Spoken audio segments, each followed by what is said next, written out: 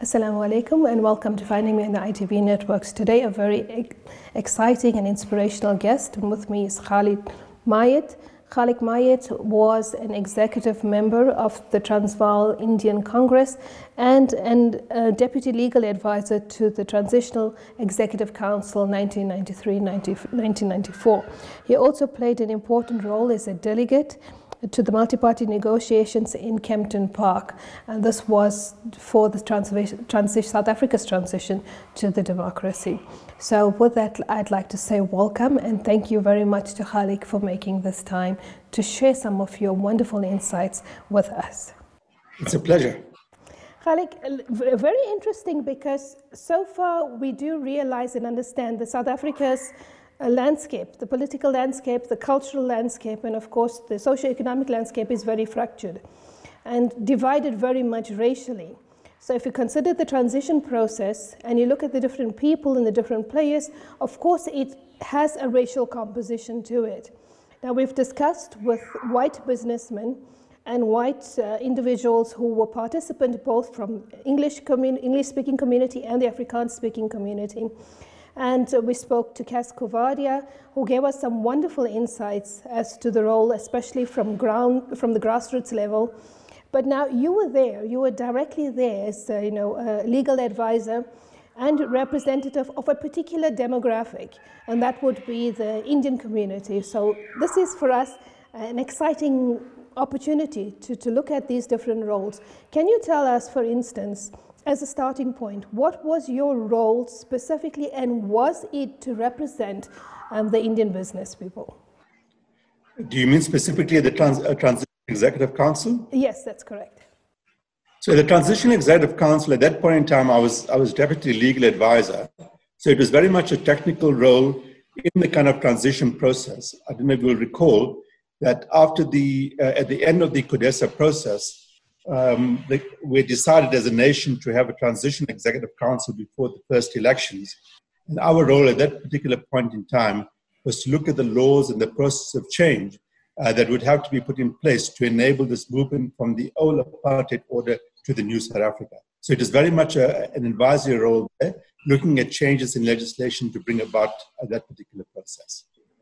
But you also represented the Transvaal Indian Congress, so did you obviously come with particular ideas in your mind? I mean, from everybody that we've spoken to so far, certainly they admit that every business that represented itself or organization had their own agenda, but ultimately the greatest agenda or the broader view was a more coherent, harmonious society, and of course for the better and the well-being of South African community at large. So did you also come with particular ideas, besides, of course, your legal role? Yes, very much so. I mean, I've been involved politically for a long period of time through my student days, active in the Transvaal Indian Congress, and many other civic organizations at that point in time. So in looking at the apartheid system, it wasn't just enough to be critical of the system. What we were trying to do at that particular point in time was also to try and reimagine society, to find a different way in which we could construct social relationships, economic relationships, in a way that wasn't just a kind of cosmetic change from one set of rulers to another set of rulers. What we were trying to look at was to try and fundamentally alter the social relationships in society. So I think I was very much imbued with some of those particular ideas, which informed my own participation in a whole range of different forums that I was involved in at that particular point in time. And it's interesting that you say that, because it was about reimagining society. And do you feel then that the Transvaal Indian Congress and the business people who constituted a part of that Congress, or perhaps, fed into the Congress with ideas, information, even financial assistance, shared this particular vision with you? And what would you say was their role in contributing towards this negotiation process? I think it is important to understand that within the paradigm that I was working in, it is important for us to make this community feel that the process of change was not something that was potentially going to be harmful or detrimental to their own financial interest. It was important for them to support the struggle for change. It is important for them to realize that their own economic position would potentially be enhanced by the process of change, and that all the impediments that were imposed on them by the apartheid system, that we would try and eliminate those and eradicate those so that they themselves could flourish in a changed environment. So it was important for us at that moment to try and position the process of change. Because all processes of change are quite traumatic processes. Even if one is limited in some ways, one finds ways to try and cope with those limitations. When things are in the process of change, there's a lot of anxiety. People are uncertain whether the way in which they previously had done things would remain the same, or in fact they would be disrupted in a significant way.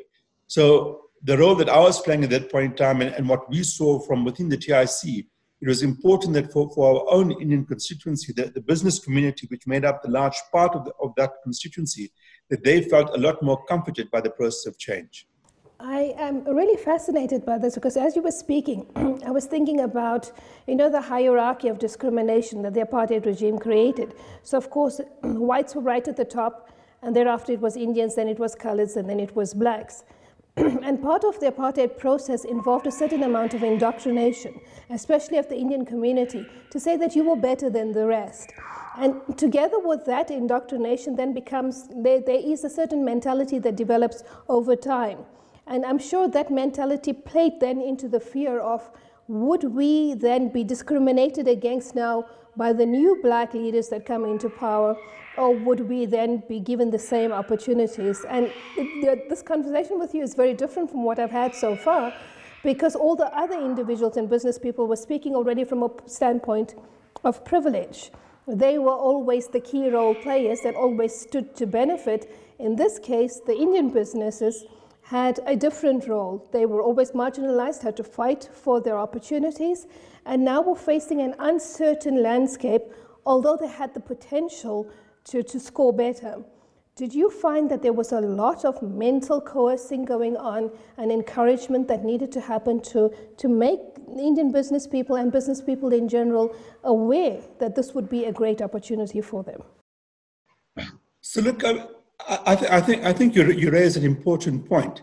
As I tried to allude to earlier, no transition process is a simple one.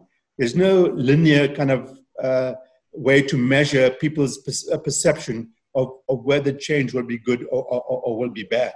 I think that the process of struggle brings out those particular tensions.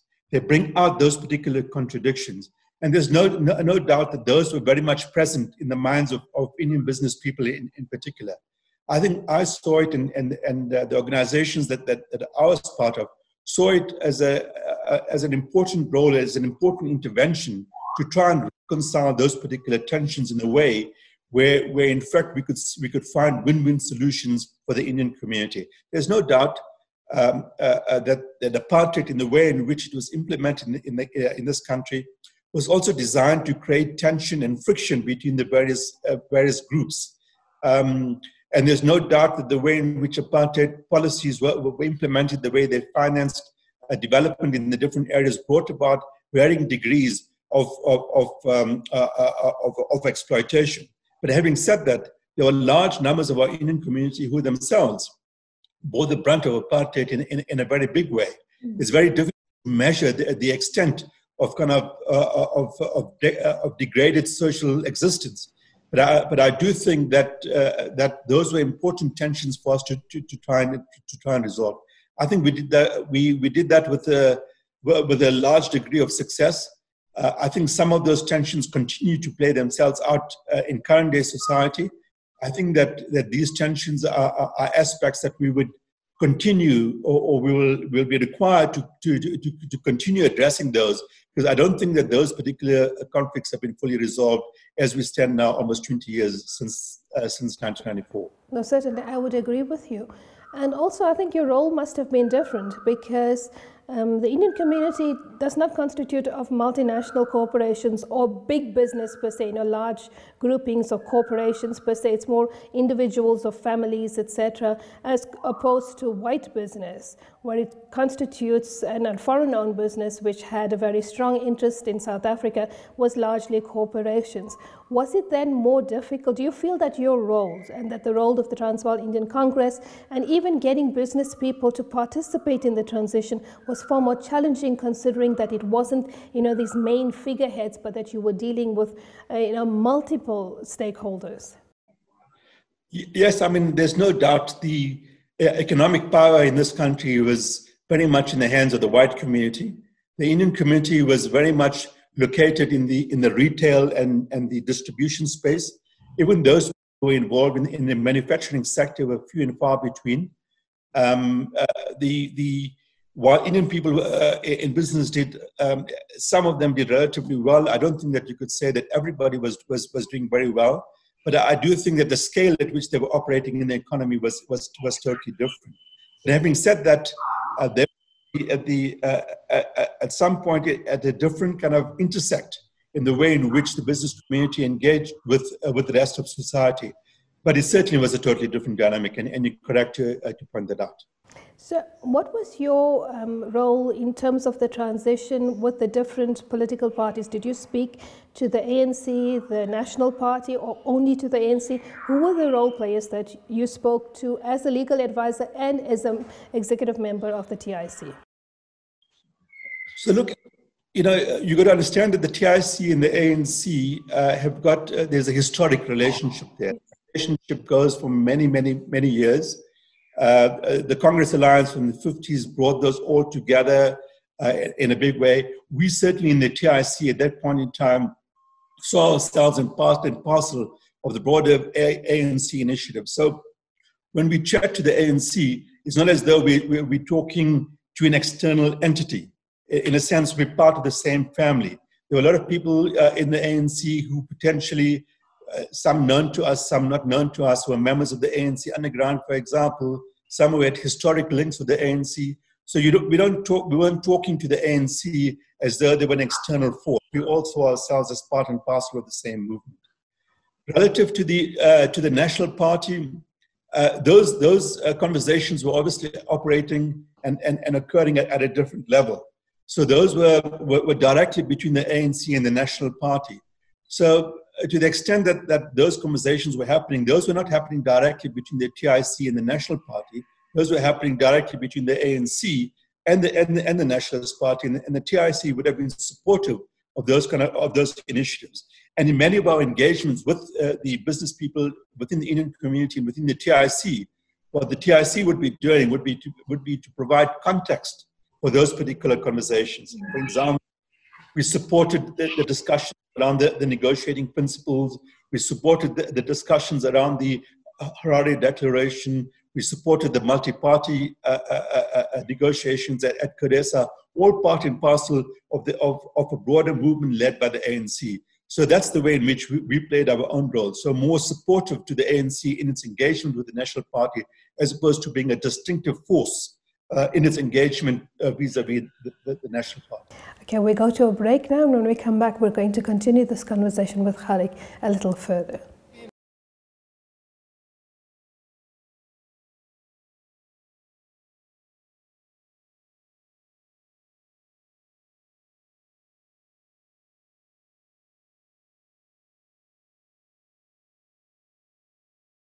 Assalamu alaikum and welcome to the second segment of Finding Me today on the ITV networks with a very special guest, Khalik Mayet. And we're speaking about the role of business in the transition process. And I think that's an important point that you bring to the fore, because if one does not consider it like this, it would almost then seem as if the Indian business was totally excluded from the transition, or that, weren't a key stakeholder or a contributing factor to the transition process. Recognizing that you had a role and that you were allied to the ANC and that your discussions and your solidarity was internal makes it, I think, highlights the nuances. It shows that you were there, although you weren't as perhaps as different to the table as the white role players. I think it's a bit to refer to it as being exclusive or excluded, rather. I say it's glib because we got to understand the kind of evolution of the way the struggle occurred. Okay, so around the 90s, the ANC was establishing its structures. It was establishing branches. It was establishing regional formations. It was doing all of those. And as the ANC was in fact re-establishing itself, branches in the Indian areas were part and parcel of those particular processes. So it was a voice in the normal democratic process as the ANC was establishing itself. So I wouldn't say that it was completely excluded, because Indian people were involved in those discussions. But having said that, I do think that that probably there was a missed opportunity, because the Indian community did occupy a particular position in the economic construct of our society. Its role as independent retailers, its role as kind of emerging manufacturing, as an emerging manufacturing group, was a sector that required particular attention. There ought to have been a particular policy focus for that particular constituency. And I do think that it could well be that in the general thrust to deal with some of the more macro issues, that some of the particular issues insofar as they pertain to the constraints that faced Indian business at that particular point in time could have been lost in that overall conversation. So exclusion is a strong word. I do think that there could have been greater emphasis on some of those particular aspects. So in hindsight now, I want to bring you right to the present where you are and you're looking back. Do you think that Indian business has moved forward in terms of the organization, or are they still so fractured, independent? We don't have that kind of strong solidarity. I don't know if solidarity is the right word, but maybe the formation of large, organizations to speak with one voice to represent the community. I think and I say so specifically in the Gauteng area, the dynamic within the Indian community has also changed. What I mean by that is this, that it is a much more established community. A lot of the new generation are university graduates, law degrees, finance degrees, actuarial degrees, engineering degrees. So they're changing. So to think that constituency or the progeny of that particular constituency was going to go back into business is probably not fully appreciating the kind of movement that has occurred there. A lot of those people now moved into corporations, into different roles, into bigger corporations, and it could well be that what is happening in the community is changing completely. That there's a new kind of set of desires, there's a new set of ambitions, there's a new way in which they can express and manifest themselves. Having said that, there's no doubt that the way in which the Indian business community, as we understood it in the 70s and 80s, no longer exists today. I don't know whether it's also because of the way in which retail has changed. It's a lot more mall-based. There are a lot more chains that are out there. There's a lot more high street options, and the independent retailer is no longer a major focus of retail business. So society has changed, the economy has changed, and the Indian community has responded in a different kind of way. What has been a particular concern for me, though, is just that to the extent that there was a nascent manufacturing component that was developing or present in the early to mid 80s, I think that is not as developed or hasn't gone to the next stage or the next phase as we would have thought it would have gone. That is certainly a phenomena that requires explanation and further investigation. But there's a whole lot more changes that have happened in the Indian community, which one needs to understand to explain why it has taken its particular route. I don't think we can explain it only by the fact that the retail sector is decimated. You've got to understand what's happening in the population itself and how they themselves are progressing and how they're finding economic expression. It's totally different now. So this economic expression, of course, is understood through aspirations. They are changing aspirations then and the aspirations now. Coming to the transition period, what were your aspirations and what do you think were the aspirations of the key role players at the transition process? So from your understanding and from your observation, of course, because you would have been observing internally as the Deputy Legal Advisor, you would be observing as a member of the TIC, you would be observing as a Solidarity Alliance of the ANC, and of course, observing the other parties there. What do you think were the main aspirations of these different role players? I think primarily what we would want to have seen is obviously important political change, because political change would have been the facilitator for other change. Would have liked to have seen a lot more integration and flourishing of businesses, both for the Indian community and the Black community, generally speaking. I think that there have been advances that have been made. I do think that the trajectory of the kind of growth of business in the Indian and African and colored community could have been steeper, could have been a lot more dynamic. I do think that we're still dealing with quite a bit of marginalization that still exists. There's still a larger kind of inequality that exists. That opportunity for business in the broader Black community, by this I mean Indian, African, and colored, has not reached the points that we would have liked it to have reached. So I do think that from a aspirations point of view and from a reality point of view, so many years down the line, there is a bit of a kind of divergence that is concerning. So I think that these are difficult things. These are difficult challenges in our society, and I think that we could have done a whole lot better.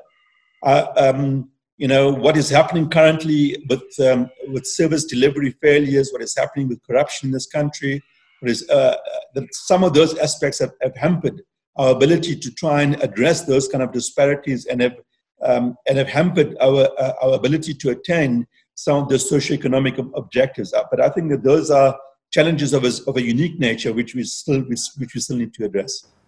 Coming back to your legal role, and then the position that you were officially employed in terms of the transition process, do you think that you achieved everything that you needed to achieve at that time, just from the legal standpoint? Look, that role was a role that was there only for 6 months. It was there for a very short period of time. It had a very limited objective. From that point of view, I certainly think that it had. But I don't think that if I was to look back at my kind of past and the roles that I've played, I wouldn't kind of say that was the most significant. I think that the most significant would have been in the period leading up to that and the period post that, because that is a very kind of short period in South Africa's history that we played that role. Where I do say that my legal role probably played a greater role was I was fortunate enough to have been involved in many other processes, which resulted in legislation. I was involved in task teams to draft the South African Police Services Act, for example, some law around health policy, some law around local government transition in the Gauteng province, law around a not-for-profit organization. So as a lawyer and a person with the previous struggle credentials, I believe that I made quite a useful contribution. But those contributions were better felt outside that particular very small window of 6 months. So I do feel that I made a contribution there. So you said that you're looking at your role previous to that period and the role post to the transition period. What do you think then? Do you think that there have been significant changes? Do you feel that the aspirations have changed, or that the agenda, the outcomes have changed from that period of that 6 months, post that period now, and where you're standing up? Yes, look, I think we are in a very difficult time in this country. We obviously have got major challenges. There are many people who, when confronted with the challenges that we see today, and when they look back, have a sense that what we're experiencing now is complete failure relative to what we had in the 80s and the 90s. So that's the kind of perspective that people currently have. But I would like to say that I think that perspective is a bit ahistorical, doesn't really understand where we were, where we are now, and where we're going to in the future. Let me ask the following question. In 2020, what problem would we like to see us dealing with now? Would we like to be seen to be dealing with questions around group errors, around job restrictions, around people not voting, around people, you know, or would you like to deal with problems that say, currently what we're dealing with now is our debt to GDP ratio at the right point? Are we certain that we're producing enough houses for people in our communities? Are we debating the point that what is the kind of future of the Indian business community in 2020? And I would say I'd rather be confronting the problems we're dealing with today than confronting the problems we were dealing with in the 1980s and the 1990s. So if you have that kind of perspective of history and where you are now, I would say that we've made progress. Are we at the point where we ought to be satisfied with our kind of condition now? I would say certainly not. There are many kind of factors that are at play here which are worrisome, which need to be rooted out. Corruption is an important thing. Service delivery failures are important considerations. But those are problems that have solutions that can be dealt with in a way that's different to trying to fight apartheid and racism. And I can tell you now that I think that in 2030 and 2040, we're going to be having a different set of problems.